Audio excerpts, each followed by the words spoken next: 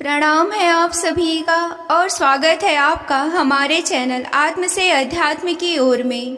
आज हम इस वीडियो के माध्यम से जानेंगे श्रीमद् भागवत महापुराण के तृतीय स्कंद के 19वें अध्याय के विषय में। सतगुरु सतनाम आदि माता अलख निरंजन हो बहु वांछित फल दुहक भंजन। ओम श्री गणेशाय नमः। अथ कोनविंशो अध्यायः। शीर्षक हिरणाक्ष वध। आइए अब कथा का आरंभ करते हैं। मैत्रेय जी कहते हैं कि विदुर जी, ब्रह्मा जी की ये कपट रहित अमृतमय वचन सुनकर भगवान ने उनके भोलेपन पर मुस्कुराकर अपने प्रेमपूर्ण कटाक्ष के द्वारा उनकी प्रार्थना स्वीकार कर ली।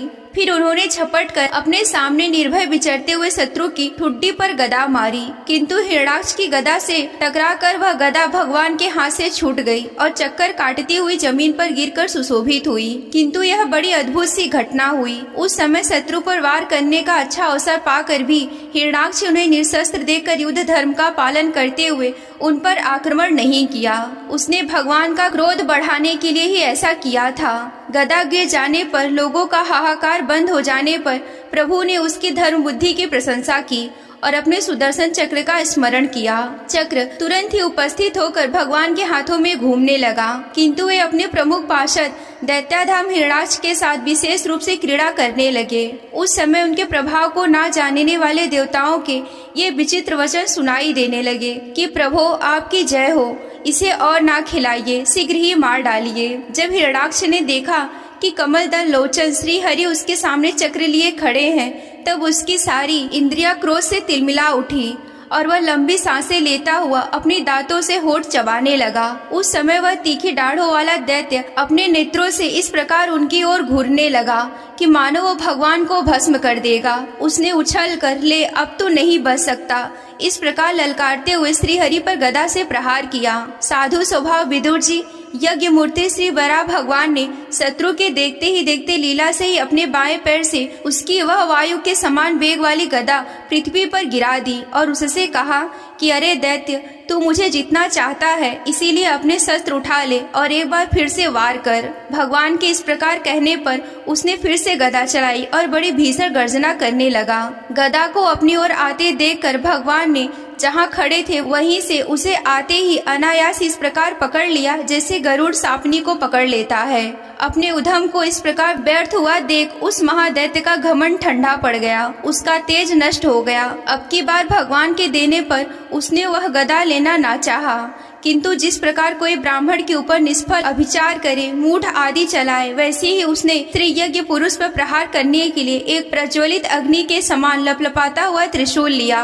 महाबली हिरणाक्ष का अत्यंत वेग से छेड़ा हुआ तेजस्वी त्रिशूल आकाश में बड़ी तेजी से चमकने लगा। तब भगवान ने उसे अपनी तीखी घार वाले चक्र से इस प्रकार काट डाला जैसे इंद्र ने गरुड़ जी के छोड़े हुए तेजस्वी पंख को काट डाले थे।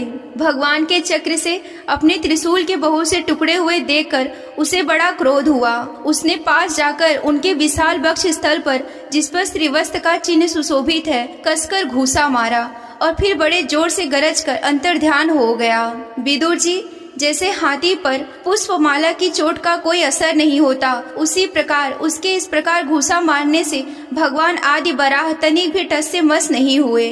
तब वो महामायावी दैत्य मायापति श्रीहरि पर अनेक प्रकार की मायाओं का प्रयोग करने लगा, जिन्हें देखकर सभी प्रजा बहुत डर गई। समझने लगी कि अब संसार में प्रलय होने वाला है। बड़ी प्रचंड आंधी चलने लगी, जिसके कारण धूल से सब ओर अंधकार छा गया। सब ओर से पत्थरों की वर्षा होने लगी, जो ऐसे जान पड़ते थे कि मानो किसी गुलेले से फेंके जा रहे हों। बिजली की चमचमाहट और कड़क के साथ बादलों के घिर आने से आकाश में सूर्य, चंद्रमा आदि ग्रह छिप गए तथा उनसे निरंतर पीप, केश, रुधिर, विष्ठा, मूत्र और हड्डियों की वर्षा होने लगी। विदुर जी, ऐसे ऐसे पहाड़ दिखाई देने लगे जो तरह तरह के अस्त्र शस्त्र बरसा रहे थे। हाथ में त्रिशूल लिए बाल खोले हुए नंगी राक्षसियां दिखने लगी। बहुत से पैदल घुड़सवार रथी और हाथियों पर चढ़े हुए सैनिकों के साथ अत्याचारी यक्ष राक्षसों का मारो मारो, काटो काटो, ऐसा अत्यंत क्रूर हिंसा में कोलाहल सुनाई देने लगा।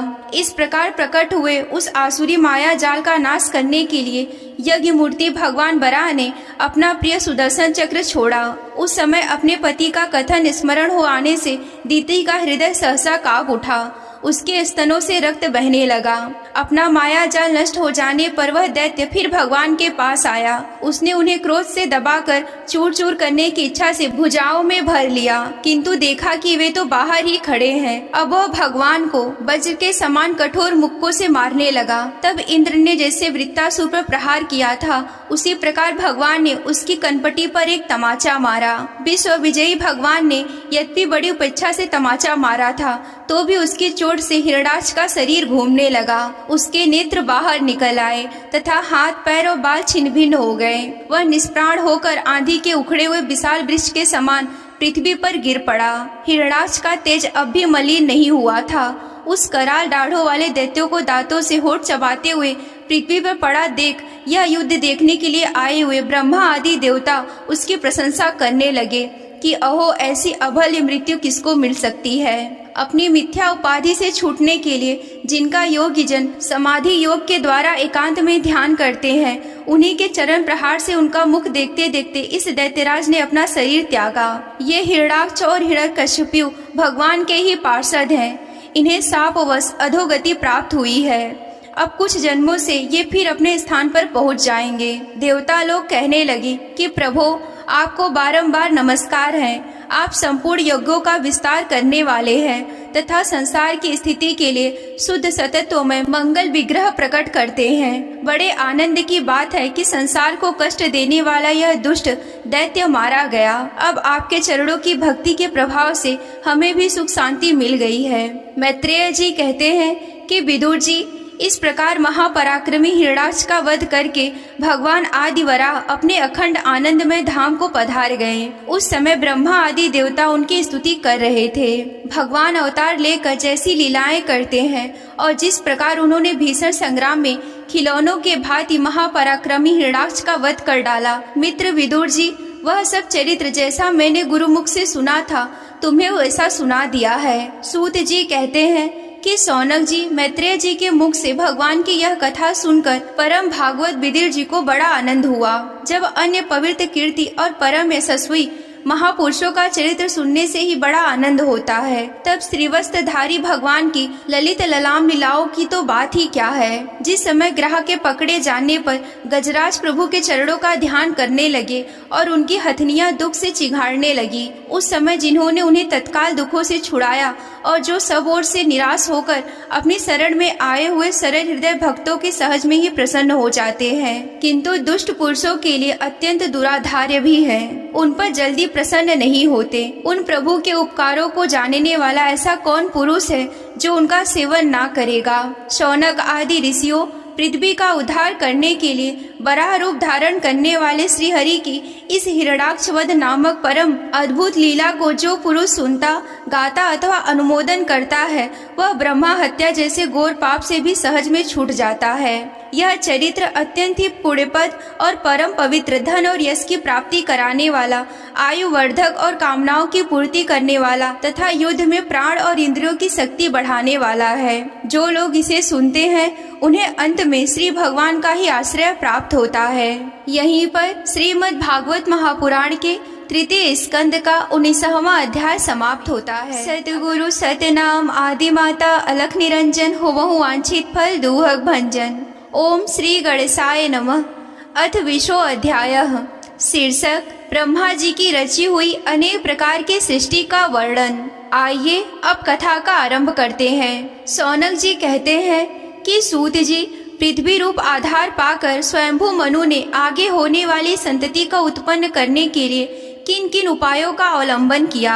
विदुर जी बड़े ही भगवतुक्त और भगवान श्री कृष्ण के अनन्य सुहृदय थे, इसीलिए उन्होंने अपने बड़े भाई धृतराष्ट्र को उनके पुत्र दुर्योधन के सहित भगवान श्री कृष्ण का अनादर करने के कारण अपराधी समझकर त्याग दिया था। वे महर्षि द्वैपायन के पुत्र थे और महिमा में उनसे किसी भी प्रकार से कम नहीं थे तथा सब प्रकार भगवान श्री कृष्ण के आश्रित और कृष्ण भक्तों के अनुगामी थे। तीर्थ सेवन से उनका अंतःकरण और भी शुद्ध हो गया था। उन्होंने कुशाव्रत क्षेत्र में बैठे हुए तत्वज्ञानियों में श्रेष्ठ मैत्रेय जी के पास जाकर और क्या पूछा। सूत जी, उन दोनों के वार्तालाप होने पर श्री हरि के चरणों से संबंध रखने वाली बड़ी पवित्र कथाएं हुई होंगी।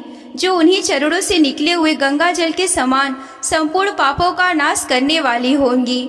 सूत जी, आपका मंगल हो। आप हमें भगवान की वे पवित्र कथा सुनाइए। प्रभु के उदार चरित्र तो कीर्तन करने योग्य होते हैं। भला ऐसा कौन रसिक होगा जो श्री कृष्ण के लीला अमृत का पान करते करते तृप्त हो जाए। नैनी सारण्यवासी मुनियों के इस प्रकार पूछने पर उग्रसवा सूत जी ने भगवान में चित्त लगाकर उनसे कहा कि सुनिए। सूत जी ने कहा कि मुनिगण, अपनी माया से वराह रूप धारण करने वाले श्री हरि की रसातल से पृथ्वी को निकालने और खेल में ही तिरस्कार पूर्वक हिरणाक्ष को मार डालने की लीला कथा सुनकर विदुर जी को बड़ा ही आनंद हुआ और उन्होंने मुनिवर मैत्रेय जी से कहा। विदुर जी ने कहा कि ब्राह्मण, आप परोक्ष विषयों को भी जानने वाले हैं, अतः यह बतलाइए कि प्रजापतियों के पति ब्रह्मा जी ने मरीचि आदि प्रजापतियों को उत्पन्न करके फिर सृष्टि को बढ़ाने के लिए क्या किया। मरीचि आदि मनुष्यों ने और स्वाम्भु मनु ने ब्रह्मा जी की आज्ञा से किस प्रकार प्रजा की वृद्धि की। क्या उन्होंने इस जगत को पत्नियों के सहयोग से उत्पन्न किया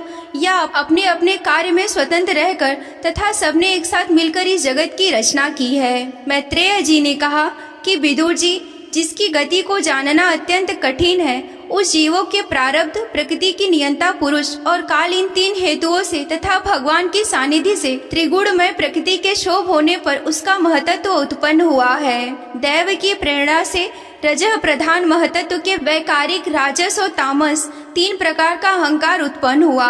उसने आकाश आदि पांच तत्वों के अनेक वर्ग प्रकट किए। वे सब अलग अलग रहकर भूतों के कार्य रूप ब्रह्मांड की रचना नहीं कर सकते थे। इसीलिए उन्होंने भगवान की शक्ति से परस्पर संगठित होकर एक सुवर्ण वर्ण अंड की रचना की। वह अंड चेतना शून्य अवस्था में 1000 वर्षों से भी अधिक समय तक कारणानिध होकर जल में पड़ा रहा। फिर उसमें भगवान ने प्रवेश किया। उसमें अधिष्ठित होने पर उनकी नाभि से सहस्त्र सूर्यों के समान एक अत्यंत देदीप्यायन एक कमल प्रकट हुआ।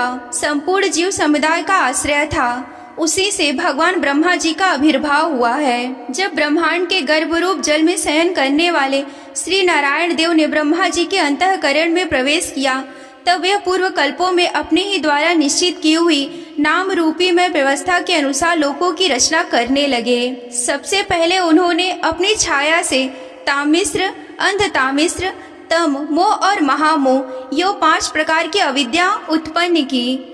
ब्रह्मा जी को अपना यह तमोमय शरीर अच्छा नहीं लगा, अतः उन्होंने उसे त्याग कर दिया।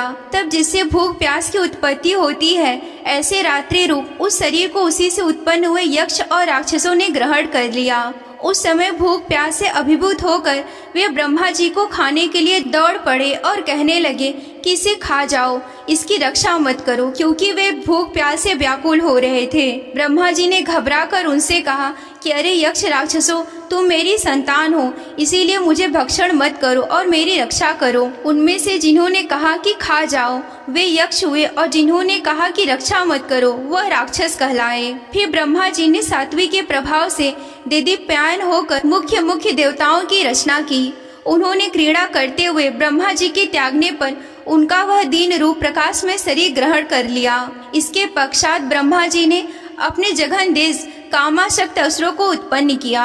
वे अत्यंत कामोलुप होने के कारण उत्पन्न होते ही मैथुन के लिए ब्रह्मा जी की ओर चल पड़े। यह देखकर पहले तो वे हंसे, किंतु फिर उन निर्लज असुरों की अपने पीछे लगा हुआ देखकर भयभीत और क्रोधित होकर वह बड़े जोर से भागे। तब उन्होंने भक्तों पर कृपा करने के लिए उनकी भावना के अनुसार दर्शन देने वाले शरणागत वत्सल वरदायक श्री हरि के पास जाकर कहा, परम आत्मन मेरी रक्षा कीजिए। मैंने आपकी आज्ञा से ही प्रजा को उत्पन्न किया था, किंतु यह तो मेरे पाप में प्रवृत्त होकर मुझको ही तंग करने चले हैं। नाथ, एकमात्र आप ही दुखी जीवों का उद्धार करने वाले हैं, और जो आपकी चरण शरण में नहीं आते उन्हें दुख देने वाले भी एकमात्र आप ही हैं। प्रभु तो प्रत्यक्षवत सबके हृदय की जानने वाले हैं। उन्होंने ब्रह्मा जी की आतुरता देखकर कहा, तुम अपने इस काम कलुषित शरीर को त्याग दो।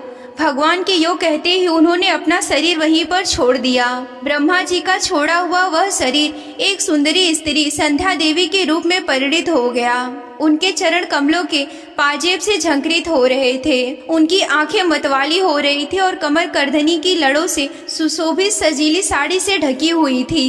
उसके उभरे हुए स्तन इस प्रकार एक दूसरे से सटे हुए थे कि उनके बीच में कोई अंतर नहीं रह गया था। उनकी नासिका और दंतावली ही बड़ी ही सुघड़ थी। वह मधुर मधुर मुस्कुराती हुई असुरों की ओर हाव भावपूर्ण की दृष्टि से देख रही थी। वह नीली नीली अकलावली से सुशोभित सुकुमारी मानो लज्जा के मारे अपने अंचल में ही सिमटी जा रही थी। विदुर जी उस सुंदरी को देखकर सबके सब असुर मोहित हो गए। अहो, इसका कैसा विचित्र रूप और कैसा अलौकिक धैर्य और कैसी नई अवस्था है। देखो, हम काम पीड़ितों के बीच यह कैसी बेपरवाह सी विचर रही है। इस प्रकार उन कुबुद्धि दैत्यों ने स्त्री रूपणी संध्या के विषय में तरह तरह से तर्क वितर्क करके फिर उसका बहुत ही आदर करते हुए प्रेम पूर्वक पूछा कि सुंदरी, तुम कौन हो और किसकी पुत्री हो? भामिनी, यहाँ तुम्हारे आने का क्या प्रयोजन है? तुम अपने अनूप रूप का यह बेमोल सौदा दिखाकर हम अभागों को क्यों तरसा रही हो? अबले तुम कोई भी क्यों ना हो, हमें तुम्हारा दर्शन हुआ है, यह बड़े सौभाग्य की बात है। तुम अपनी गेंद उछाल उछाल कर तो हम दर्शकों के मन को मथे डालती हो। सुंदरी, तुम जब उछलती हुई गेंद पर अपनी हथेली की थपकी मारती हो तब तुम्हारा चरण कमल एक जगह नहीं ठहरता। तुम्हारे कटी प्रदेश स्थूल स्तनों के भार से थकसा जाता है और तुम्हारी निर्मल दृष्टि से थका हुआ वक्ष झलकने लगती है। अहो, तुम्हारा केश पास कैसा सुंदर है। इस प्रकार स्त्री रूप से प्रकट हुई सायंकालीन संध्या ने उन्हें अत्यंत कामासक्त कर दिया और उन मूढ़ों ने उसे कोई रमणी रत्न समझकर ग्रहण कर लिया। तदंतर ब्रह्मा जी ने गंभीर भाव से हंसकर अपनी कांतिमय मूर्ति से, जो अपने सौंदर्य का मानो आप ही आस्वादन करती थी, गंधर्व और अप्सराओं को उत्पन्न किया। उन्होंने चंद्रिका का रूप अपने उस कांति में प्रिय शरीर को त्याग दिया। उसी को विश्वावसु आदि गंधर्वों ने प्रसन्नता पूर्वक ग्रहण किया। इसके पश्चात भगवान ब्रह्मा ने अपनी तंद्रा से भूत पिशाच उत्पन्न किए। उन्हें दिगंबर और बाल बिखरे देख उन्होंने अपनी आंखें मूंद ली। ब्रह्मा जी के त्यागे हुए उस जम्हाई रूप शरीर को भूत पिशाचों ने ग्रहण कर लिया। इसी को निद्रा कहते हैं, जिससे जीवों की इंद्रियों में शिथिलता आती देखी जाती है। यदि कोई मनुष्य झूठे मोह सो जाता है तो उस पर भूत पिशाच आदि आक्रमण करते हैं। उसी को उन्माद भी कहते हैं। फिर भगवान ब्रह्मा ने भावना की कि मैं तेजोमय हूँ और अपने अदृश्य रूप से सांध्यगण और पितृगण को उत्पन्न किया। पितरों ने अपने उत्पत्ति का स्थान उस अदृश्य शरीर को ग्रहण कर लिया। उसी को लक्ष्य में रखकर पंडित जन श्रद्धा आदि के द्वारा पितर और सांध्य गणों को क्रमशः कव्य और हव्य अर्पण करते हैं। अपनी तिरोधान शक्ति से ब्रह्मा जी ने सिद्ध और विद्याधरों की सृष्टि की। उन्हें अपना वह अंतर्ध्यान नामक अद्भुत शरीर दिया। एक बार ब्रह्मा जी ने अपना प्रतिबिंब देखा, तब अपने आप को बहुत ही सुंदर मानकर उस प्रतिबिंब से किन्नर और किमपुरुष उत्पन्न किए। उन्होंने ब्रह्मा जी के त्याग देने पर उनका वह प्रतिबिंब शरीर को ग्रहण किया। इससे यह सब उषा काल में अपनी पत्नियों के साथ मिलकर ब्रह्मा जी के गुण कर्मा आदि का गुणगान करने लगे। एक बार ब्रह्मा जी सृष्टि की वृद्धि न होने के कारण बहुत चिंतित होकर हाथ पैर आदि अवयवों को फैलाकर लेट गए। फिर क्रोधावश भोगमय शरीर को त्याग दिया। उससे जो बाल झड़कर गिरे वे अहि तथा उसके हाथ पैर सिकोड़कर चलने से क्रूर स्वभाव सर्प और नाग हुए, जिनका शरीर फड़ रूप और कंधे के समान फैला हुआ था। एक बार ब्रह्मा जी ने अपने को कृतकृत्य सा अनुभव किया। उस समय अंत में उन्होंने अपने मन से मनुओं की सृष्टि की। ये सब प्रजा की वृद्धि करने वाले हैं। मनस्वी ब्रह्मा जी ने उनके लिए अपना पुरुषाकार शरीर भी त्याग दिया। मनुओं को देखकर उनसे पहले उत्पन्न हुए देवता गंधर्व आदि ब्रह्मा जी की स्तुति करने लगे। वे बोले कि विश्वकर्ता ब्रह्मा जी, आपकी यह सृष्टि बहुत ही सुंदर है। इसमें अग्निहोत्र आदि सभी कर्म प्रतिष्ठित हैं। इसकी सहायता से हम भी अपना अन्न ग्रहण कर सकेंगे। फिर आदि ऋषि ब्रह्मा जी ने इंद्रिय संयम पूर्वक तप विद्या योग और समाधि से संपन्न हो अपने प्रिय संतान ऋषिगण की रचना की और उनमें से प्रत्येक को अपनी समाधि योग ऐश्वर्य तप विद्या और वैराग्य में शरीर का अंश दिया। यहीं पर श्रीमद् भागवत महापुराण के तृतीय स्कंद का 20वां अध्याय समाप्त होता है। सतगुरु सतनाम आदि माता अलख निरंजन हो वांछित फल दुहक भंजन। ओम श्री गणेशाय नमः। अथ कोनविंशो अध्यायः। शीर्षक करदम जी की तपस्या और भगवान का वरदान। आइए अब कथा का आरंभ करते हैं। विदुर जी ने पूछा कि भगवान, स्वयंभू मनु का वंश बड़ा ही आदरणीय माना गया है। उसमें मैथुन धर्म के द्वारा प्रजा की वृद्धि हुई थी। अब आप मुझे उसी कथा को सुनाइए। ब्राह्मण, आपने कहा था कि स्वयंभू मनु के पुत्र प्रियव्रत और उत्तानपाद के साथों द्वीप पृथ्वी का ही धर्म पूर्वक पालन किया था तथा उनकी पुत्री जो देहूति नाम से विख्यात थी कर्दम प्रजापति को ब्याही गई थी।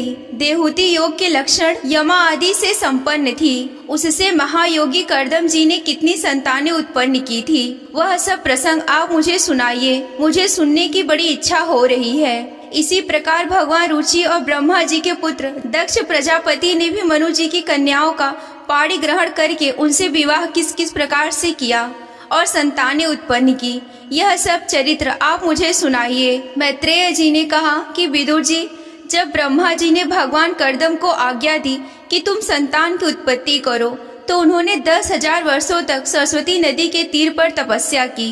वे एकाग्र चित्र से प्रेम पूर्वक पूजनो प्रचार द्वारा शरणागत वरदायक श्री हरि की आराधना करने लगे। तब सतयुग के आरंभ में कमल नयन भगवान श्री हरि ने उनकी तपस्या से प्रसन्न होकर उन्हें अपने शब्द ब्रह्मामय स्वरूप से मूर्तिमान होकर दर्शन दिए। भगवान की वह भव्य मूर्ति सूर्य के समान तेजोमयी थी। वे गले में श्वेत कमल और कुमुद के पुष्पों की माला धारण किए हुए थे। मुख कमल नीली और चिकनी अलकावली से सुशोभित था। वे निर्मल वस्त्र धारण किए हुए थे। सिर पर झिलमिलाता हुआ स्वर्णमय मुकुट, कानों में जगमगाते हुए कुंडल और कर कमलों में शंख चक्र गदा आदि आयुध विराजमान थे। उनके एक हाथ में क्रीड़ा करने के लिए श्वेत कमल सुशोभित था। प्रभु की मधुर मुस्कान भरी चितवन चित्त को चुराए लेती थी।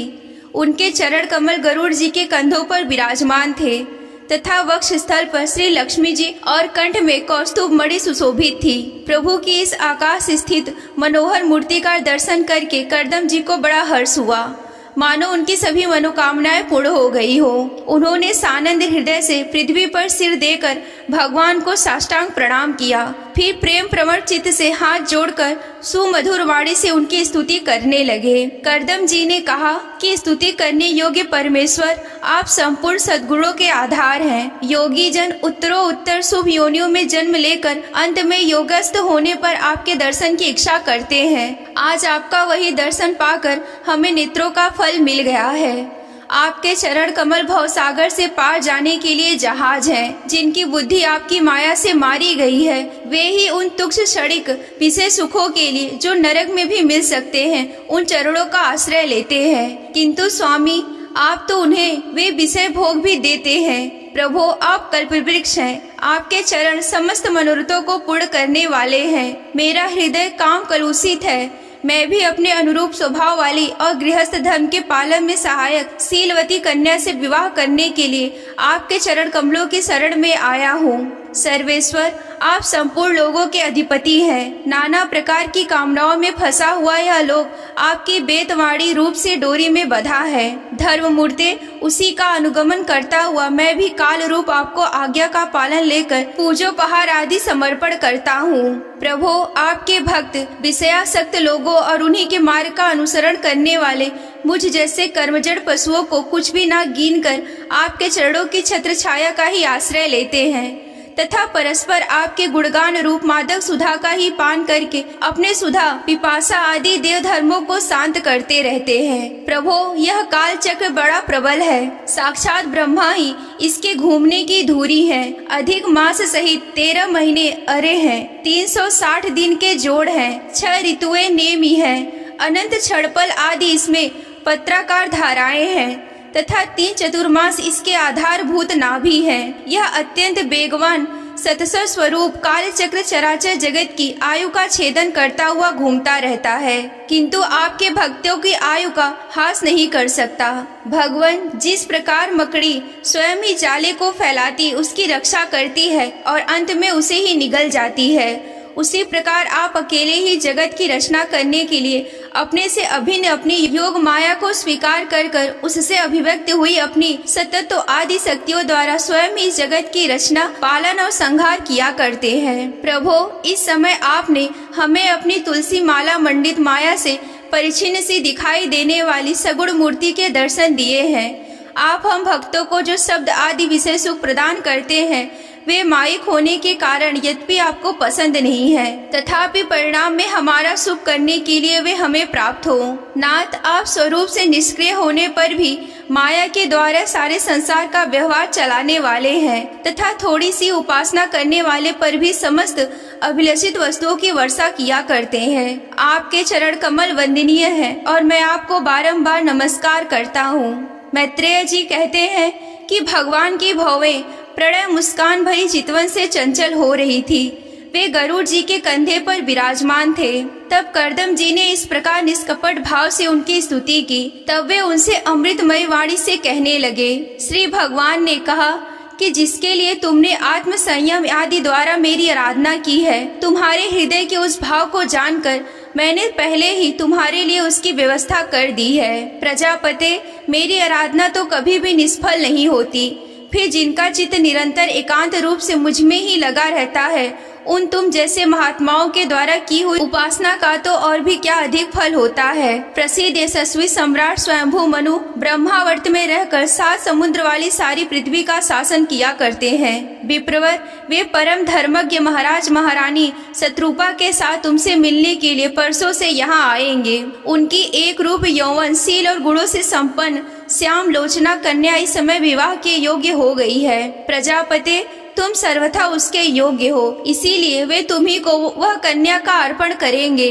ब्राह्मण, गत अनेकों वर्षों से तुम्हारा चित्त जैसी भार्या के लिए समाहित रहा है, अब शीघ्र ही वह राजकन्या तुम्हारी वैसी ही पत्नी होकर यथेष्ट सेवा करेगी। वह तुम्हारा वीर्य अपने गर्भ में धारण करके उससे 9 कन्याएं उत्पन्न करेगी। फिर तुम्हारी उन कन्याओं से लोक रीति के अनुसार मारीची आदि ऋषिगण से पुत्र उत्पन्न करेंगे। तुम मेरी आज्ञा का अच्छी तरह से पालन करने के लिए सुदचित हो, फिर अपने सब कर्मों का फल मुझे अर्पण कर मुझको ही प्राप्त हो जाओगे। जीवों पर दया करते हुए तुम आत्मज्ञान प्राप्त करोगे, फिर सबको अभयदान दे अपने सहित संपूर्ण जगत को मुझ में और मुझको अपने में स्थित देखोगे। महामुने, मैं भी अपने अंश कला रूप से तुम्हारे वीर द्वारा तुम्हारी पत्नी देवहूति के गर्भ में अवतरण होकर सांख्य शास्त्र की रचना करूंगा। मैत्रेय जी कहते हैं कि विदुर जी, कर्दम ऋषि से इस प्रकार संभाषण करके इंद्रियों के अंतर्मुख होने पर प्रकट होने वाले श्रीहरि सरस्वती नदी से घिरे हुए बिंदुसर तीर्थ से अपने लोक को चले गए। भगवान के सिद्ध मार्ग की सभी सिद्धेश्वर प्रशंसा करते हैं। वे कर्दम जी के देखते देखते अपने लोक को सिधार गए। उस समय गरुड़ जी के पक्षों से जो आधारभूता ऋचाएं निकल रही थी, उन्हें वे सुनते जाते थे। विदुर जी, श्री हरि के चले जाने पर भगवान कर्दम उनके बताए हुए समय की प्रतीक्षा करते हुए बिंदु सरोवर पर ही ठहरे रहे। वीरवर, इधर मनु जी भी महारानी शत्रुपा के साथ सुवर्ण जड़ित रथ पर सवार होकर तथा उस पर अपनी कन्या को बिठाकर पृथ्वी पर विचरते हुए जो दिन भगवान ने बताया था, उस दिन शांति परायण महर्षि कर्दम जी के आश्रम पर पहुंच गए। सरस्वती जी के जल से भरा हुआ यह बिंदु सरोवर का वह स्थान है जहां अपने शरणागत भक्त कर्दम के प्रति उत्पन्न हुई अत्यंत करुणा के वशीभूत हुए भगवान के नेत्रों से अश्रुओं की बूंदें गिरी थी। यह तीर्थ बड़ा ही पवित्र है। इसका जल कल्याणमय और अमृत के समान मधुर है तथा महिषी गण सदा इसका सेवन करते हैं। उस समय बिंदु सरोवर पवित्र वृक्ष लताओं से घिरा हुआ था, जिनमें तरह तरह की बोली बोलने वाले पवित्र मृग और पक्षी रहते थे। वह स्थान सभी ऋतुओं के फल और फूलों से संपन्न था और सुंदर वन श्रेणी भी उनकी शोभा बढ़ाती थी। वहाँ झुंड के झुंड मतवाले पक्षी चहक रहे थे, मतवाले भौरे मंडरा रहे थे। उन्मत्त मयूर अपने पिक्ष फैला फैला कर नटकी के भांति नृत्य कर रहे थे और मतवाले कोकिल कुहू कुहू करके मानो एक दूसरे को बुला रहे थे। वह आश्रम कदम्ब, चंपक, अशोक, करज, बकुल, असन, कुंद, मंदार, कुटज और नए नए आम के वृक्षों से अलंकृत था। वहाँ जलकाग, बत्तख आदि जल पर तैरने वाले पक्षी, हंस, कुरर, जलमुर्ग, सारस, चकवा और चकोर मधुर स्वर से कलरव कर रहे थे। हरिण, सुअर, स्याही, नीलगाय, हाथी, लंगूर, सिंह, वानर, नेवले और कस्तूरी मृग आदि पशुओं से भी वह आश्रम घिरा हुआ था। आदिराज महाराज मनु ने उस उत्तम तीर्थ में कन्या सहित पहुंचकर देखा कि मुनिवर कर्दम अग्निहोत्र से निवृत्त होकर बैठे हुए हैं। बहुत दिनों तक उग्र तपस्या करने के कारण वे शरीर से बड़े तेजस्वी दिख पड़ते थे। तथा भगवान के स्नेहपूर्ण चितवन के दर्शन और उनके उच्चारण किए हुए करुणा अमृत स्वरूप सुमधुर वचनों को सुनने की इतने दिनों तक तपस्या करने पर भी वह विशेष दुर्लभ नहीं जान पड़ते थे। उनका शरीर लंबा था, नेत्र कमल दल के समान विशाल और मनोहर थे, सिर पर जटाएं सुशोभित थी और कमर में चीर वस्त्र भी थे। वे निकट से देखने पर बिना सान पर चढ़ी हुई महामूल्य मणि के समान मलिन जान पड़ते थे। महाराज स्वयंभू मनु को अपनी कुटी में आकर प्रणाम करते देख उन्होंने उन्हें आशीर्वाद से प्रसन्न किया और यथोचित आतिथ्य की रीति से उनका स्वागत सत्कार किया। जब मनु उनकी पूजा ग्रहण कर स्वस्थ चित्त से आसन पर बैठ गए, तब मुनिवर कर्दम ने भगवान की आज्ञा का स्मरण कर उन्हें मधुर वाणी से प्रसन्न करते हुए इस प्रकार कहा कि देव, आप भगवान विष्णु की पालन शक्ति स्वरूप हैं, इसीलिए आपका घूमना फिरना निसंदेह सज्जनों की रक्षा और दुष्टों के संहार के लिए ही होता है। आप साक्षात विशुद्ध विष्णु स्वरूप हैं तथा भिन्न भिन्न कार्यों के लिए सूर्य, चंद्र, अग्नि, इंद्र, आयु, यम, धर्म और वरुण आदि रूप को धारण किया करते हैं। मैं आपको नमस्कार करता हूँ। आप मड़ियों से जड़े हुए जयदायक रथ पर सवार होकर अपने प्रचंड धनुष की टंकार करते हुए उस रथ की घरघराहट से भी पापियों को भयभीत कर देते हैं और अपनी सेना से चरणों के रौदे हुए भूमंडल को कपाते अपने उस विशाल सेना को साथ लेकर पृथ्वी पर सूर्य के समान विचरते हैं। यदि आप ऐसा ना करें तो चोर डाकू भगवान की बनाई हुई वर्णाश्रम धर्म की मर्यादा को तत्काल नष्ट कर दे तथा विषय लोलुप निरंकुश मानवों द्वारा सर्वत अधर्म फैल जाए। यदि आप संसार की ओर से निश्चिंत हो जाएं, तो यह लोग दुराचारियों के पंजे में पड़कर नष्ट हो जाए। तो भी वीरवर, मैं आपसे पूछता हूँ कि इस समय आपका आगमन किस प्रयोजन से हुआ है। मेरे लिए जो आज्ञा होगी उसे मैं निष्कपट भाव से सहर्ष स्वीकार करूँगा। यहीं पर श्रीमद् भागवत महापुराण के तृतीय स्कंद का 21वां अध्याय समाप्त होता है। सतगुरु सतनाम आदिमाता अलख निरंजन होवहु वांछित फल दूहक भंजन। ओम श्री गणेशाय नमः। अथ द्वाविंशो अध्यायः। शीर्षक देवहूति के साथ कर्दम प्रजापति का विवाह। आइए अब कथा का आरंभ करते हैं। श्री मैत्रेय जी कहते हैं, विदुर जी, इस प्रकार जब कर्दम मुनि ने संपूर्ण गुणों और कर्मों की श्रेष्ठता का वर्णन किया तो उन्होंने उन निवृत्त परायण मुनि से कुछ सकुचा कर कहा। मनु जी ने कहा, मुने, वेद मूर्ति भगवान ब्रह्मा ने अपने वेदमय विग्रह की रक्षा के लिए तप, विद्या और योग से संपन्न तथा विषयों में अनासक्त आप ब्राह्मणों को अपने मुख से प्रकट किया है और फिर उन सहस्त्र चरणों वाले विराट पुरुष ने आप लोगों की रक्षा के लिए ही अपनी सहस्त्रों भुजाओं से हम क्षत्रियों को उत्पन्न किया है। इस प्रकार ब्राह्मण उनके हृदय और क्षत्रिय शरीर कहलाते हैं। अतः एक ही शरीर के संबंध होने के कारण अपनी अपनी एक दूसरे की रक्षा करने वाले उन ब्राह्मण और क्षत्रियों की वास्तव में श्री हरि ही रक्षा करते हैं, जो समस्त कार्य कारण रूप होकर भी वास्तव में निर्विकार हैं। आपके दर्शन मात्र से ही मेरे सारे संदेह दूर हो गए, क्योंकि आपने मेरी प्रशंसा के स्वयं ही प्रजा पालन की इच्छा वाले राजा के धर्मों का बड़े प्रेम से निरूपण किया है। आपका दर्शन अजितेंद्रिय पुरुषों को बहुत ही दुर्लभ है। मेरा बड़ा भाग्य है जो मुझे आपके दर्शन हुए और मैं आपके चरणों की मंगलमयी रज अपने सिर पर चढ़ा सका। मेरे भाग्य उदय हो गए। आपने मुझे राजधर्मों की शिक्षा देकर मुझ पर महान अनुग्रह किया है और मैंने भी शुभ प्रारब्ध का उदय होने से ही आपकी पवित्र वाणी कान खोलकर सुनी है। मुने, इस कन्या के स्नेहवश मेरे चित्त बहुत ही चिंता से ग्रस्त हो रहा है, अतः मुझ दीन की यह प्रार्थना आप कृपा पूर्वक सुने। यह मेरी कन्या जो प्रियव्रत और उत्तानपाद की बहन है, अवस्थाशील और गुण आदि में अपने योग्य पति को पाने की इच्छा रखती है। जब से इसने नारद जी के मुख से आपके शील, विद्या, रूप, आयु और गुणों का वर्णन सुना है, तभी से यह आपको अपना पति बनाने का निश्चय कर चुकी है। द्विजवर, मैं आपकी बड़ी श्रद्धा से आपको यह कन्या समर्पण करता हूँ। आप इसे स्वीकार कीजिए। यह गृहस्थोचित कार्यों के लिए सब प्रकार से आपके योग्य है। जो भोग स्वतः प्राप्त हो जाए उसकी अवहेलना करना विरक्त पुरुषों को भी उचित नहीं है। फिर विषय आसक्ति की तो बात ही क्या है। जो पुरुष स्वयं प्राप्त हुए भोग का निरादर कर फिर किसी कृपण के आगे हाथ पसारता है, उसका बहुत फैला हुआ यश भी नष्ट हो जाता है और दूसरों के तिरस्कार से मान भंग भी होता है। विद्वान, मैंने सुना है कि आप विवाह करने के लिए उद्धत हैं। आपका ब्रह्मचर्य एक सीमा तक है। आप नैष्ठिक ब्रह्मचारी तो नहीं हैं, इसीलिए आप इस कन्या को स्वीकार कीजिए।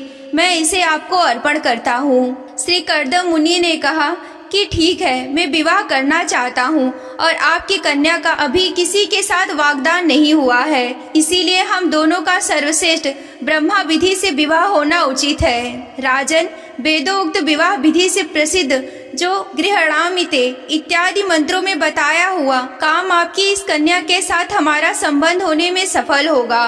भला जो आपकी अंग कांति से आभूषण आदि की शोभा को भी तिरस्कृत कर रही है, आपकी उस कन्या का कौन आदर ना करेगा। एक बार यह अपने महल की छत पर गेंद खेल रही थी। गेंद के पीछे इधर उधर दौड़ने के कारण इसके नेत्र चंचल हो रहे थे तथा पैरों के पाजेब मधुर झनकार करते जाते थे। उस समय इसे देखकर विश्वावसु गंधर्व मोहवश अचेत होकर अपने विमान से गिर पड़ा था। वही इस समय यहाँ आकर प्रार्थना कर रही है कि ऐसी अवस्था में कौन समझदार पुरुष उसे स्वीकार नहीं करेगा। यह तो साक्षात आप महाराज श्री स्वयंभू मनु की दुलारी कन्या और उत्तानपाद की प्यारी बहन है तथा यह रमणियों में रत्न के समान है। जिन लोगों ने कभी श्री लक्ष्मी जी के चरणों की उपासना नहीं की, उन्हें तो इसका दर्शन भी नहीं हो सकता।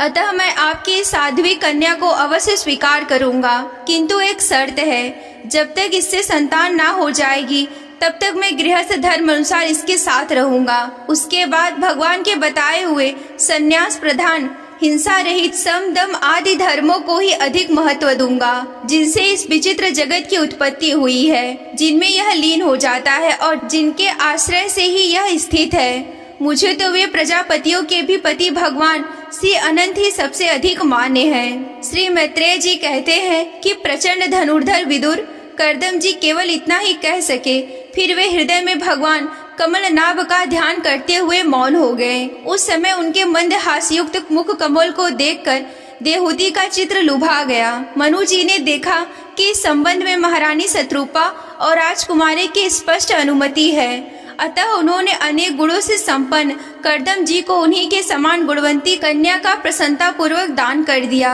महारानी शत्रुपा ने भी बेटी और दामाद को बड़े प्रेम पूर्वक बहुत ही बहुमूल्य वस्त्र, आभूषण और गृहस्थ स्तोचित पत्र आदि दहेज में दान दिए। इस प्रकार सुयोग्य वर को अपनी कन्या देखकर महाराज मनु निश्चिंत हो गए। चलती बार उसका वियोग न सह सकने के कारण उन्होंने उत्कंठावश विचलित हृदय से होकर उसे अपनी छाती से लगा लिया और बेटी बेटी कहकर रोने लगे। उनकी आंखों से आंसुओं की झड़ी लग गई। उनसे उन्होंने देहूति के सिर के सारे बाल भिगो दिए। फिर वे मुनिवर कर्दम से पूछकर उनकी आज्ञा लेकर रानी सहित रथ पर सवार हुए और अपने सेवकों सहित ऋषिकुल से विद सरस्वती नदी के दोनों तीरों पर मुनियों के आश्रमों की शोभा देखते हुए अपनी राजधानी में चले गए। जब ब्रह्मावर्त की प्रजा को यह समाचार मिला कि उनके स्वामी आ रहे हैं, तब वह अत्यंत आनंदित होकर स्तुति गीत एवं बाजे गाजे के साथ अगवानी करने के लिए ब्रह्मावर्त की राजधानी से बाहर आए। सब प्रकार की संपदाओं से युक्त बरहिस्मती नगरी मनु जी की राजधानी थी, जहाँ पृथ्वी को रसातल से ले आने के पश्चात शरीर कांपते समय श्री बराह भगवान के रोम झड़कर गिरे थे। वे रोम निरंतर हरे भरे रहने वाले कुश और कास हुए, जिनके द्वारा मुनियों ने यज्ञ में विघ्न डालने वाले दैत्यों का तिरस्कार कर भगवान यज्ञ पुरुष की यज्ञों द्वारा आराधना की है। भगवान मनु ने भी श्री बराह भगवान के भूमि रूप निवास स्थान प्राप्त होने पर इसी स्थान को कुश और कास की बरही बिछाकर श्री यज्ञ भगवान की पूजा की थी। जिस बरहिस्मतीपुरी में मनु जी निवास करते थे, उसमें पहुंचकर उन्होंने अपने त्रिताप नाशक भवन में प्रवेश किया। वहां अपनी भार्या और संतति सहित वे धर्म, अर्थ और मोक्ष के अनुकूल भोगों को भोगने लगे। प्रातः काल होने पर गंधर्वगण अपनी स्त्रियों सहित उनका गुणगान करते थे, किंतु मनु जी उसमें आसक्त न होकर प्रेम पूर्ण हृदय से श्रीहरि की कथाएं ही सुना करते थे। वे इच्छा अनुसार भोगों का निर्माण करने में कुशल थे, किंतु मननशील और भगवत परायण होने के कारण भोग उन्हें किंचित भी विचलित नहीं कर पाते थे। भगवान विष्णु की कथाओं का श्रवण, ध्यान और रचना निरूपण करते रहने के कारण उनके मनवंतर को व्यतीत करने वाले क्षण भी कभी व्यर्थ नहीं जाते थे। इस प्रकार अपनी जागृत आदि तीनों अवस्थाओं में अथवा तीनों गुणों से अभिभूत करके उन्होंने भगवान वासुदेव की कथा प्रसंग में अपने मनवंत्र के 71 चतुर्युग पूरे किए थे।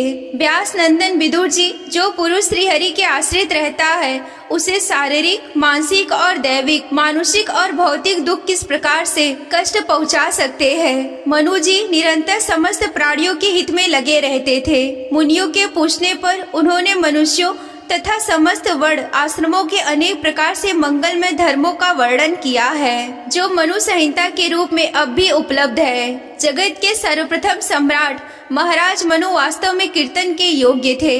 यह मैंने उनके अद्भुत चरित्र का वर्णन किया है। अब उनकी कन्या देवहूति का प्रभाव सुनो।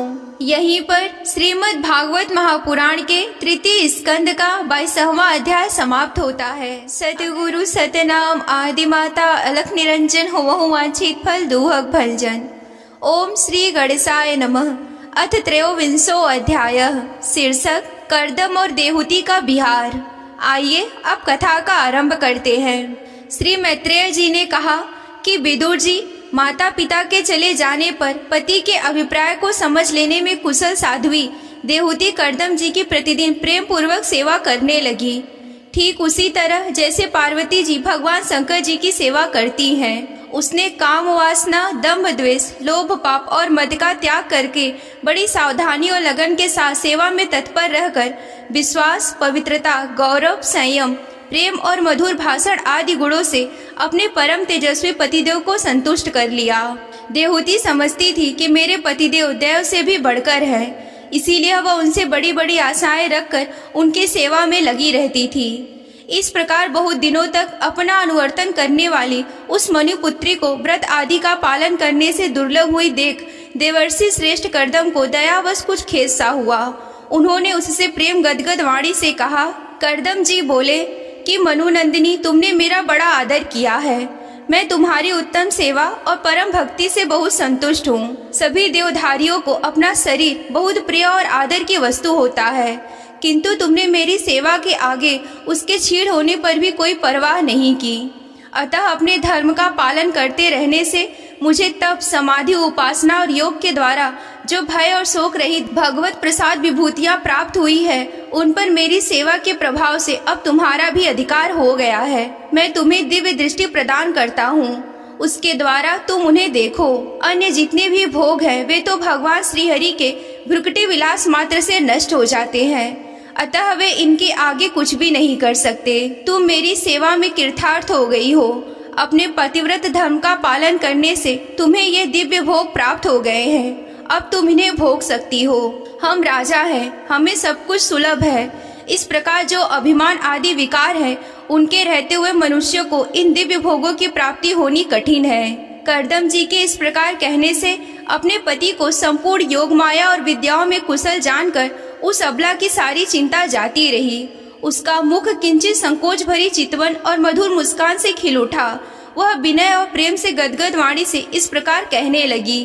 देवहूति ने कहा कि द्विज श्रेष्ठ स्वामी, मैं यह जानती हूँ कि कभी निष्फल न होने वाली योग शक्ति और त्रिगुणात्मक माया पर अधिकार रखने वाले आपको सब यह ऐश्वर्य प्राप्त है, किंतु प्रभो, आपने विवाह के समय जो प्रतिज्ञा की थी, गर्भाधान होने तक मैं तुम्हारे साथ गृहस्थ सुख का उपभोग करूंगा, उसकी अब पूर्ति होनी चाहिए, क्योंकि श्रेष्ठ पति के द्वारा संतान प्राप्त होना पतिव्रता स्त्री के लिए महान लाभ है। हम दोनों के समागम के लिए शास्त्र के अनुसार जो कर्तव्य हो उसका आप उपदेश दीजिए और उपटन, गंध, भोजन आदि उपयोगी सामग्रियां भी जुटा दीजिए, जिसके मिलने की इच्छा से अत्यंत दीन दुर्बल हुआ यह मेरा शरीर आपके अंग संग के योग्य हो जाए, क्योंकि आपकी ही बढ़ाई हुई काम वेदना से मैं पीड़ित हो रही हूँ। स्वामी, इस कार्य के लिए एक उपयुक्त भवन तैयार हो जाए, इसका भी विचार कीजिए। श्री मैत्रेय जी कहते हैं कि विदुर जी, कर्दम मुनि ने अपनी प्रिया की इच्छा पूर्ण करने के लिए उसी समय योग में स्थित होकर एक विमान रचा, जो इच्छा अनुसार सर्वत्र जा सकता था। यह विमान सब प्रकार से इच्छित भोग सुख प्रदान करने वाला, अत्यंत सुंदर और सब प्रकार के रत्नों से युक्त, सब संपत्तियों के उत्तरोत्तर से वृद्धि संपन्न तथा मणिमय खंभों से सुशोभित था। वह सभी ऋतुओं में सुखदायक था और उसमें जहाँ तहाँ सब प्रकार की दिव्य सामग्रियां रखी हुई थी। तथा उसे चित्र विचित्र रेशमी झंडियां और पताकाओं से खूब सजाया गया था, जिन पर भ्रमणगर मधुर गुंजान कर रहे थे। ऐसे रंग बिरंगे पुष्पों की मालाओं से तथा अनेक प्रकार के सूती और रेशमी वस्त्रों से वह अत्यंत ही शोभायमान हो रहा था। एक के ऊपर एक बनाए हुए कमरों में अलग अलग रखी हुई शैया, पलंग, पंखे और आसनों के कारण वह बड़ा ही सुंदर जान पड़ता था। जहाँ तहाँ दीवारों में सजी हुई शिल्प रचना से उसकी अपूर्व शोभा हो रही थी। उसमें पन्ने का फर्श था, बैठने के लिए मूंगे की बेदियां बनाई गई थी, मूंगे की देहलियां भी रखी थी। उसके द्वारों में हीरे के किवाड़ थे तथा इंद्रनील मणि के शिखरों पर सोने के कलश रखे हुए थे।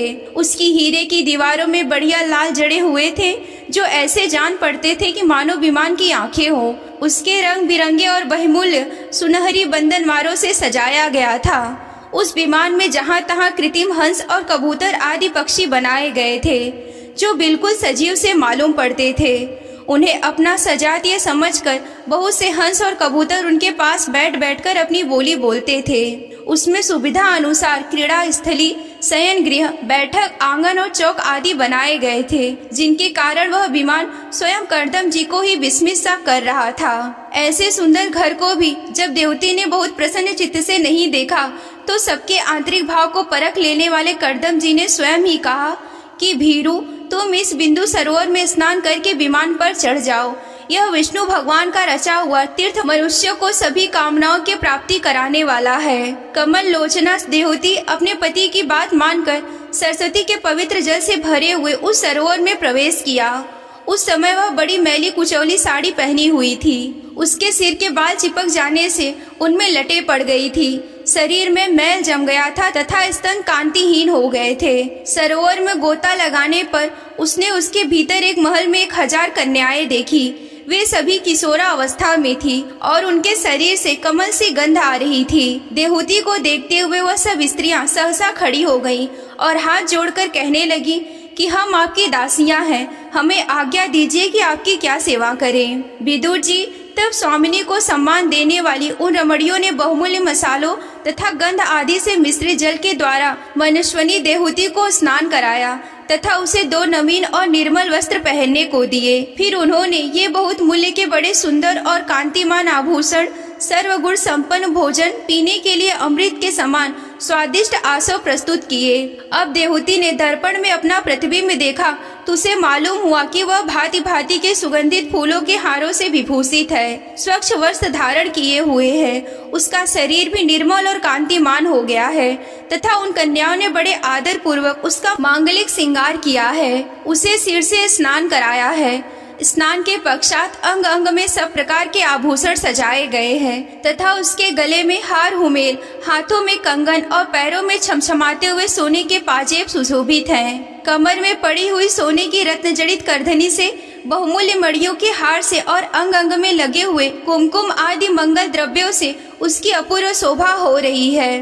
उसका मुख सुंदर दंतावली, मनोहर भौवें, कमल की कली से स्पर्धा करने वाली प्रेम कटाक्ष में सुंदर नेत्र और नीली अकलावली से बड़ा ही सुंदर जान पड़ता था। विदुर जी, जब देहूती ने अपने प्रिय पतिदेव का स्मरण किया तो अपने को सहेलियों सहित वहीं पाया जहाँ प्रजापति कर्दम जी विराजमान थे। उस समय अपने को सहस्त्रों स्त्रियों के सहित अपने प्राणनाथ के सामने देख और इसे उनके योग का प्रभाव समझकर देहूती को बड़ा विस्मय हुआ। शत्रु विजयी विदुर जी, जब कर्दम जी ने देखा कि देहूती का शरीर स्नान करने से अत्यंत ही निर्मल हो गया है और विवाह काल से पूर्व उसका जैसा रूप था, उसी रूप को पाकर वह अपूर्व शोभा से संपन्न हो गई है। उसका सुंदर वक्ष स्थल चोली से ढका हुआ है। हजारों विद्याधारियां उसकी सेवा में लगी हुई हैं तथा उसके शरीर पर बढ़िया बढ़िया वस्त्र शोभा पा रहे हैं। तब उन्होंने बड़े प्रेम से उसे विमान पर चढ़ाया। उस समय अपनी प्रिया के प्रति अनुरक्त होने पर भी कर्दम जी की महिमा कम नहीं हुई। विद्याधारियां उनके शरीर की सेवा कर रही थी। खिले हुए कुमुद के फूलों से श्रृंगार करके अत्यंत सुंदर बने हुए विमान पर इस प्रकार शोभा पा रहे थे कि मानो आकाश में तारागढ़ से घिरे हुए चंद्रदेव विराजमान हो। उस विमान पर निवास कर उन्होंने दीर्घ काल तक कुबेर जी के समान मेरु पर्वत की घाटिया में विहार किया। ये घाटियां 8 लोकपालों की बिहार भूमि है। इनमें कामदेव को बढ़ाने वाली शीतल मंद सुगंध वायु चलकर इनकी कमनीय शोभा का विस्तार करती है तथा श्री गंगा जी के स्वर्गलोक से गिरने की मंगलमय ध्वनि निरंतर गूंजती रहती है। उस समय भी दिव्य विद्याधारियों का समुदाय उनकी सेवा में उपस्थित था और सिद्धगढ़ वंदना किया करते थे।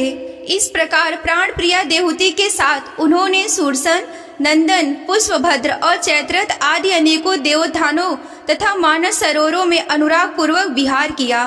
उस कांतिमान और इच्छा अनुसार चलने वाले श्रेष्ठ विमान पर बैठकर वायु के समान सभी लोकों में विचरते हुए कर्दम जी विमान बिहारी देवताओं से भी आगे बढ़ गए।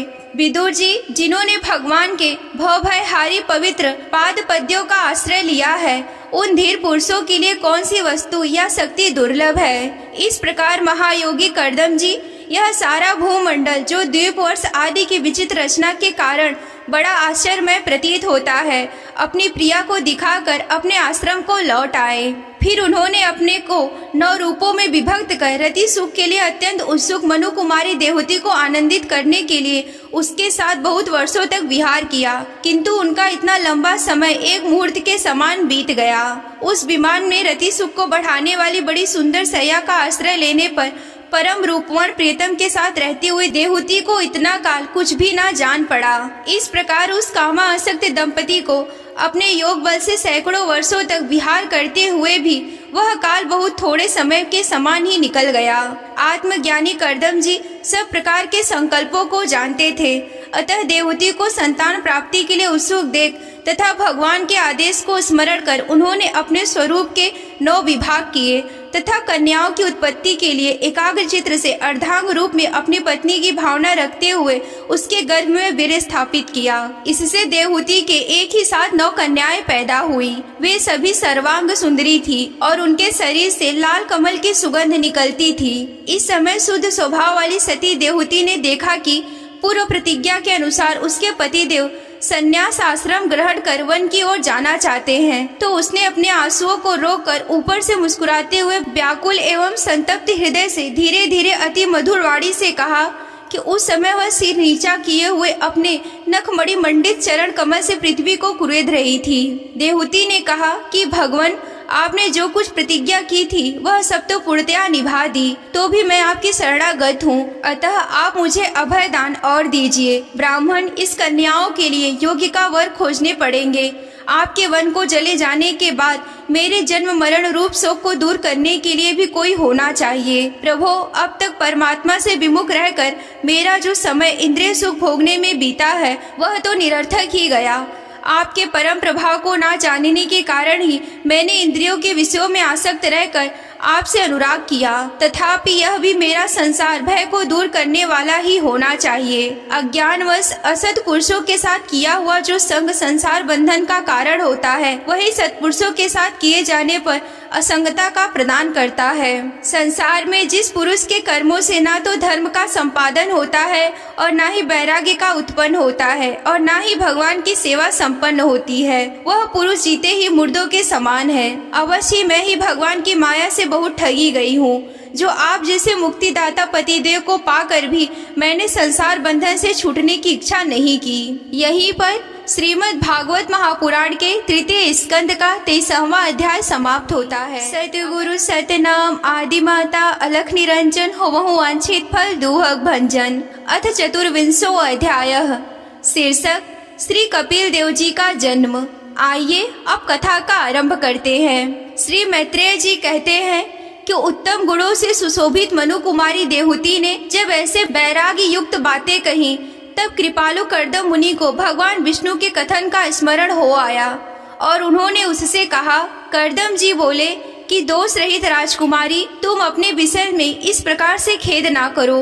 तुम्हारे गर्भ में अविनाशी भगवान विष्णु शीघ्र ही पधारेंगे। प्रिय, तुमने अनेक प्रकार से व्रतों का पालन किया है, अतः तुम्हारा कल्याण हो। अब तुम संयम, नियम, तप और दान आदि करते हुए श्रद्धा पूर्वक भगवान का भजन करो। इस प्रकार आराधना करने पर श्री हरि तुम्हारे गर्भ से अवतीर्ण होकर मेरा यश बढ़ावेंगे और ब्रह्मा ज्ञान का उपदेश करके तुम्हारे हृदय की अहंकारमयी ग्रंथि का छेदन करेंगे। श्री मैत्रेय जी कहते हैं कि विदुर जी, प्रजापति कर्दम के आदेश में गौरव बुद्धि होने से देहूति ने उस पर पूर्ण विश्वास किया और वह निर्विकार जगत गुरु भगवान श्री पुरुषोत्तम की आराधना करने लगी। इस प्रकार बहुत समय बीत जाने पर भगवान मधुसूदन कर्दम जी के वीर का आश्रय लेकर उसके गर्भ से इस प्रकार प्रकट हुए जैसे काष्ठ में अग्नि। उस समय आकाश में मेघ जल बरसाते हुए गरज गरज कर बाजे बजाने लगे, गंधर्व गण गान करने लगे, अप्सराएं आनंदित होकर नाचने लगी, आकाश से देवताओं के बरसाए हुए दिव्य पुष्पों की वर्षा होने लगी, सब दिशाओं में आनंद छा गया, जलाशयों में जल निर्मल हो गया और सभी जीवों के मन प्रसन्न हो गए।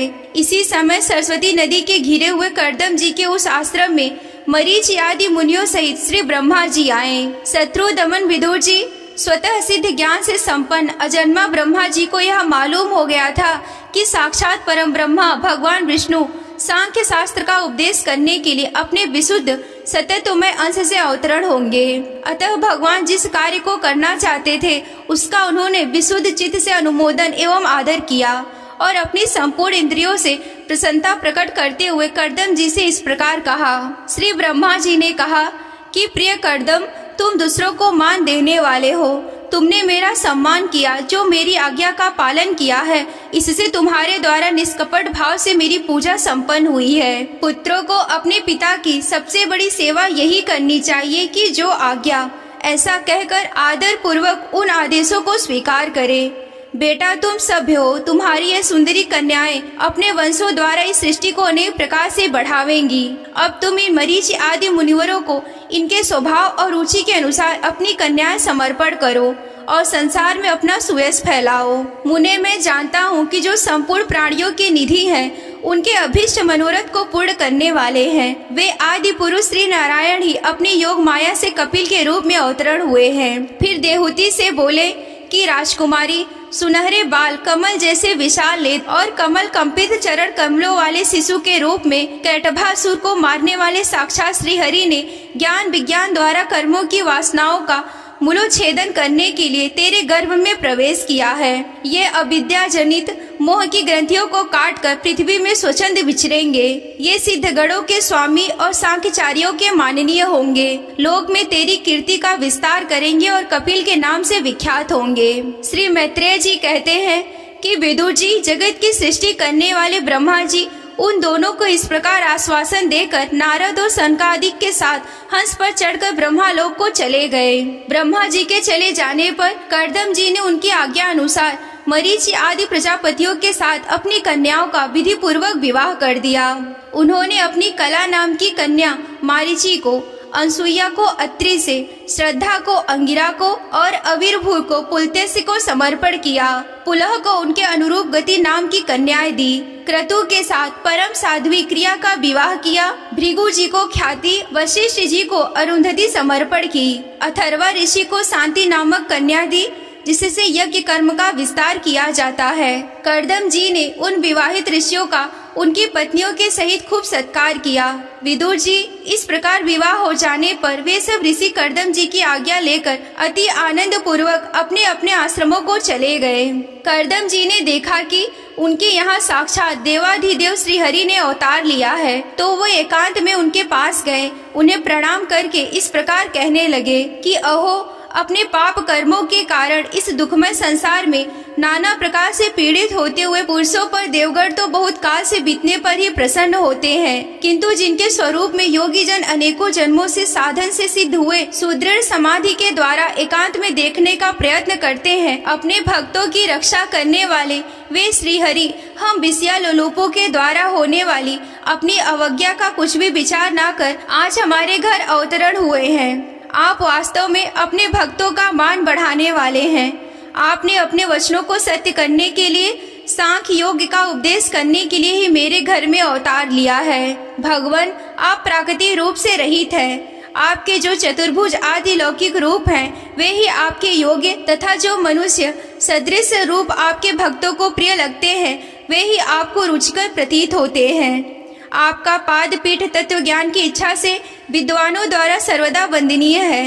तथा आप ऐश्वर्य, वैराग्य, यश, ज्ञान, वीर और श्री इन छहों के ऐश्वर्यों से परिपूर्ण हैं। मैं आपकी शरण में हूँ। भगवान, आप परम ब्रह्मा हैं। सारी शक्तियाँ आपके अधीन हैं। प्रकृति, पुरुष, महतत्व, काल, त्रिविध, अहंकार, समस्त लोक एवं लोकपालों के रूप में आप ही प्रकट हैं तथा आप सर्वज्ञ परमात्मा ही सारे प्रपंचों की चेतन शक्ति द्वारा अपने में लीन कर लेते हैं। अतः इन सबसे परे भी आप ही हैं। मैं आप भगवान कपिल की शरण ग्रहण करता हूँ। प्रभु, आपकी कृपा से मैं तीनों ऋणों से मुक्त हो गया हूँ और मेरी सभी मनोरथ पूर्ण हो चुके हैं। अब मैं संन्यास मार्ग को ग्रहण कर आपका चिंतन करते हुए शोक रहित होकर विचरूंगा।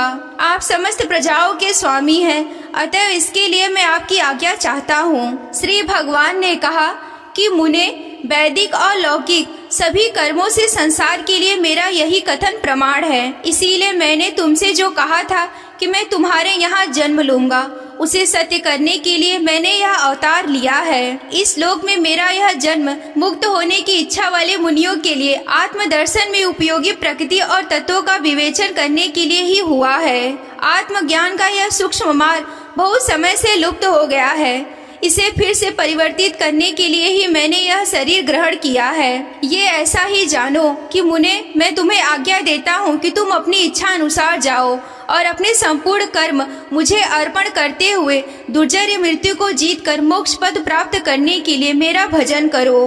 मैं स्वयं प्रकाश और संपूर्ण जीवों के अंतःकरणों में रहने वाला परमात्मा ही हूँ।